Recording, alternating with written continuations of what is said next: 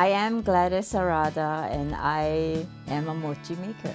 My mom used to love to make mochi and give it away to friends. It is hard. In fact, we worked together because she was my teacher.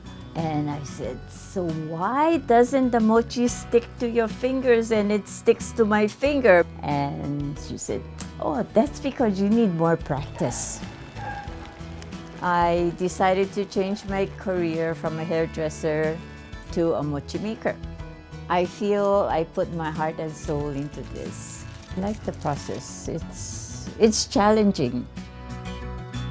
Every day someone stops and says that either the chichi mochi or the peanut butter is their favorite. Every now and then, me and my grandma like to race and see who can finish one tray before each other. I'm the winner and she won't admit it.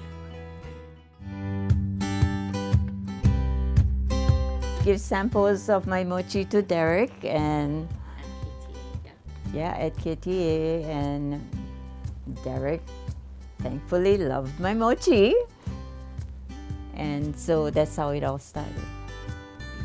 I mean, I've been so lucky. Well, thanks to Derek, we have peanut butter mochi, and this one sells like hotcakes. I cannot make enough of this.